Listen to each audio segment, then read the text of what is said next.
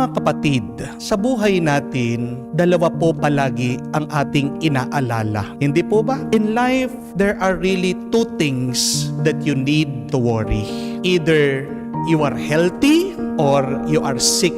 Yan po palagi ang concern natin. Yung maging malusog tayo at gumaling sa sakit. Hindi po ba? Kasi walang kwenta ang pera kung may sakit ka. Walang kahulugan ang kasikatan mo kung naghihina ka. Hindi ka makakakita ng tuwa kung meron kang nararamdaman sa iyong pangangatawan. These are the two main concerns of our life. To be healthy, to get healed from our sickness. Pero kung kayo po ay healthy, ano pang inaalala mo? Huwag ka na mag-alala. Kung may sakit ka, dalawa lang naman ang dapat mong alalahanin. Hindi po ba? Yung gumaling ka o baka yung mamatay ka. Pag gumaling ka, ano pang aalalahanin mo? Di ba wala? Pero pag namatay ka, ano po dapat ang iyong alalahanin? Kung pupunta ka ba doon sa taas o kung ikaw ba ay pupunta doon sa baba? Kung ikaw man ay mapupunta doon sa taas, ano pang aalalahanin mo? Di ba wala? Pero kung pupunta ka dun sa baba, sa impyerno, mag-aalala ka ba?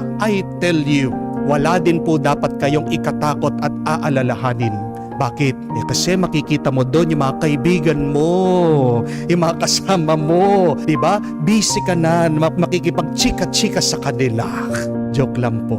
Joking aside, wala dapat tayong ipag-alala. Kahit na mamatay tayo, kahit na mawala na tayo dito sa mundo, kahit na matapos ang ating oras dito sa mundong ibabaw.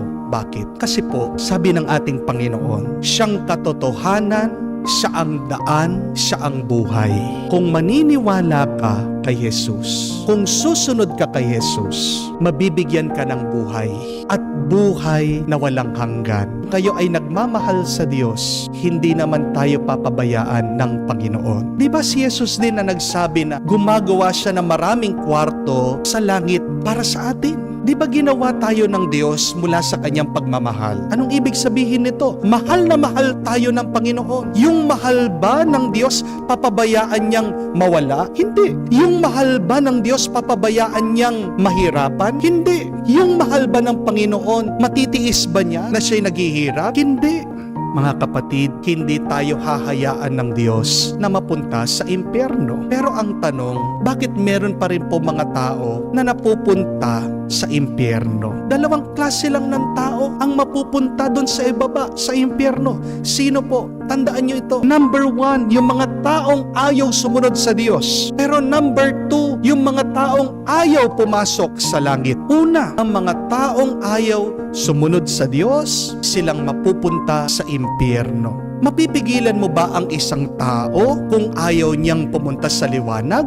Hindi. Mapipilit mo ba ang isang tao kung gusto niyang manatili doon sa pangit na kalagayan, masamang kalagayan? Hindi. Anong magagawa mo sa isang taong tamad at ayaw magtrabaho? Wala. Kaya nga naghihirap siya. Anong magagawa mo sa isang tao na pinipili niyang kumain puro ng junk food, hindi healthy na pagkain? Wala. Kaya nga nagkakasakit siya.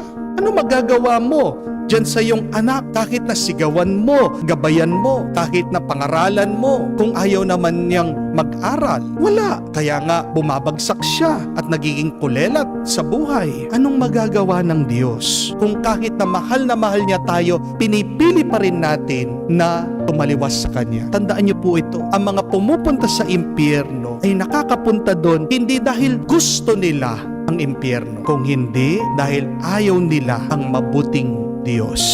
Yun po yung una. Pero pangalawa, ang mga pupunta sa impyerno ay ang mga taong ayaw sa langit. Bakit ayaw nila sa langit? Dahil nakita nila yung mga taong kinamumuhian nila doon sa langit. Ang sabi nga po, pag daw nakapunta ka sa langit, mapapansin mo lahat ng mga tao doon nakanganga, bukas po yung bibig.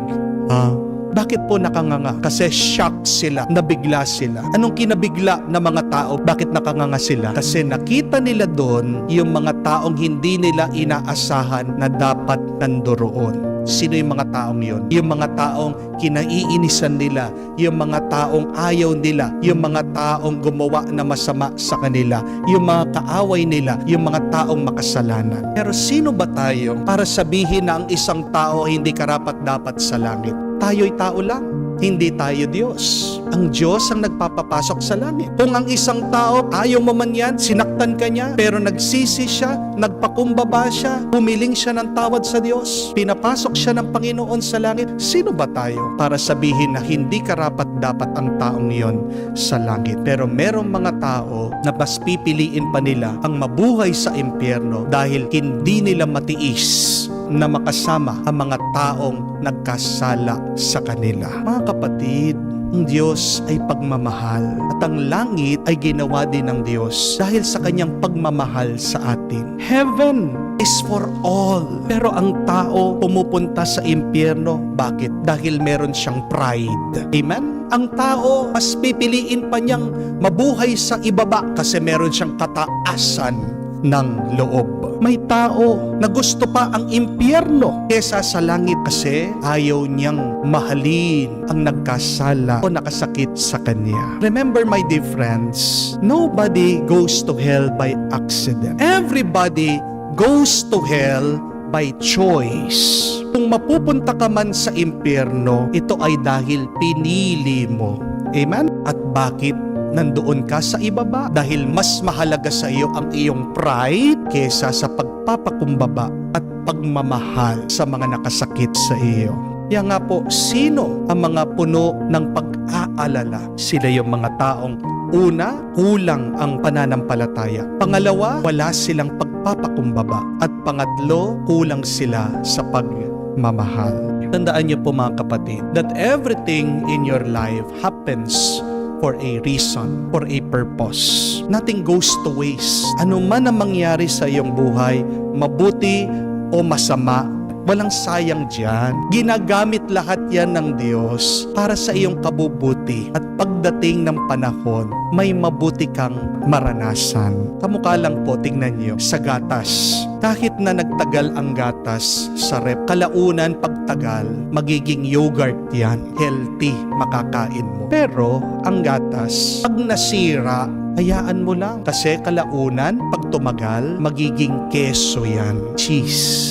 Tingnan niyo po yun, no? Tama o mali, may nangyari pa ring maganda at kapaki-pakinabang. Ganyan din, paniwalaan natin, unawain natin sa ating buhay. Tama o mali man ang nangyayari, ang nararanasan mo, huwag ka mag-alala. Dahil ang mga nangyayaring yan sa iyong buhay ay may mabuting epekto at bunga para sa iyo bandang huli. Kaya huwag kang masyadong matakot at mag-alala sa iyong buhay.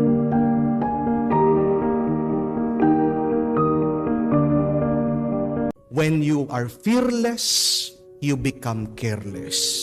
Pag wala kang takot, pag wala kang pangamba, magiging pabaya ka. Amen? Kahit na sinasabi ng Panginoon, huwag kayong matakot, balikan niyo ang turo niya. Pinapaalala pa rin sa atin na mag-iwan tayo ng takot na dapat meron tayong kinakatakutan. At sino ito? Sabi niya, fear God who has power over your body and soul. Ang sinasabi lang niya na wag nating katakutan ay ang mga tao. Ang sinasabi ng Diyos sa atin, wag nating katakutan yung mga nangyayari sa ating buhay. Pero kailangan pa rin at mahalaga, mag-iwan ka ng konting takot sa iyo. Ilagay mo yung takot na yon sa Diyos. Why is having fear important still? Mahalaga pa rin na meron kang takot. Dahil tandaan niyo po ito, that your fear is your profession of faith. Yung iyong takot ay pagpapahayag ng iyong pananampalataya. Suriin niyo ang inyong takot. Tingnan mo ano ba ang iyong pinangangambahan sa iyong buhay. Dahil kung saan ka at kanino ka natatakot, yun yung binibigyan mo ng kapangyarihan laban sa iyo. You give power to that person or to that thing that you are afraid. When you are afraid, you make God that thing, that person that you are afraid. Isipin niyo po yun. ginagawa mong Diyos anuman yung bagay na kinakatakutan mo. Halimbawa, alam ko meron mga iba sa inyo, pag nakakita ng palaka, naninigas. Palaka lang, napakaliit lang. Pero pag lumundag na yung palaka, bigla sisigaw. Binigay mo yung lakas mo, yung kalayaan mo, kanino? Dun sa palaka. Kinakatakutan mo Di po ba? Pag dumadating na yung naniningil sa iyo, nagtatago ka na. Amen? Pag parating na si Judith, kilala niyo po si Judith? Yung naniningil sa iyo, Judith. Hindi na makatulog, hindi na makakain, nadidepress na, hindi na alam saan magtatago. Di po ba? Natatakot ka dun sa Judith, dun sa naniningil. Ginawa mong Diyos yun laban sa'yo. Binigay mo yung iyong kalayaan, binigay mo yung iyong tuwa, binigay mo yung kapangyarihan mo, yung iyong saya doon sa kinakatakutan mo. Yung iba, takot din sa mga asawa. Di po ba? Pag nag-ring na yung cellphone, kahit na anong ginagawa, bibitawa, tatakbo, uuwi. Natatakot sa asawa. Sinong Diyos mo? Ang Diyos talaga? Aminin yung asawa mo. Bakit? Takot ka sa kanya Di po ba? What are you afraid of? Ano yung kinakatakutan mo? Sinasabi ng Diyos, isa lang dapat ang ating katakutan, ang Diyos Ama. Dahil pag kinakatakutan mo ang Diyos, anong sinasabi natin? Anong pinapahayag natin? Na mas malakas ang Diyos. Mas makapangyarihan ang Diyos.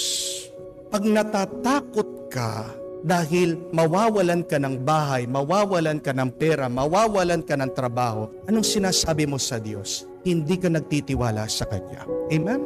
Yun yung sinasabi mo pag natatakot ka sa buhay. Na may mas malakas pa, may mas makapangyarihan pa sa Diyos. Hindi po ba insulto sa Diyos yun? Marami sa inyo, marami sa atin, alam ko, number 1 kinakatakutan, kamatayan. Death. But please, when you are afraid to die, that is an insult to God. Amen? Insulto yan sa Diyos dahil sinasabi mo, mas makapangyarihan ang kamatayan kesa sa Diyos. Amen? Remove your fear from things, from people, from experiences, and place them to God. Because we are reminded that God is more powerful with whatever problems you are facing. Mas malakas ang Diyos kaysa sa anumang suliranin na iyong hinaharapan ngayon. Alam niyo po, pag mayroong mga umaalis na OFW, pag nagpapabless sila sa akin, ako po ay natatouch at nabibilib. Bakit po ako natatouch at nabibilib? Lalong-lalo na pag ang nagpapabless po sa akin, mga babae na mangingibang bansa, makikipagsapalaran, magtatrabaho sa ibang lugar. Kasi nai-imagine ko, naiisip ko, kung ako kaya ito, kung kaya babae ako, mangingibang bansa ako, makikipagtrabaho ako, makikipagsapalaran ako. And I could just imagine how difficult it is. Amen? Yung pupunta ka sa ibang lugar, wala kang kaalam-alam, hindi mo man maintindihan yung kanilang lengguwahe. Naranasan ko po yan, nandun ako sa Paris. Sabi ng tour guide, kumain na kayo. Ayaw ko pong umikot. Ayaw ko pong pumasok sa mga restaurant. Bakit? Hindi ko alam kausapin yung mga Pranses. Baka mag-order ako, mali pa yung ma-order ko. Baka kulang pa yung pera ko. Hindi po ba? Baka mapaya ako. Pero sabi ko, nakakabilib naman itong mga umaalis, nag-OFW, babae. Ang lakas ng loob nila. Kababae nilang tao, ang tatapang nila. Lalong-lalo na pag nasa ibang bansa ka, walang kasiguraduhan. Di po ba? Hindi mo alam kung sino magiging amo mo, kung mabait ba yan o abusado. Hindi mo rin alam kung ano mangyayari sa iyo doon.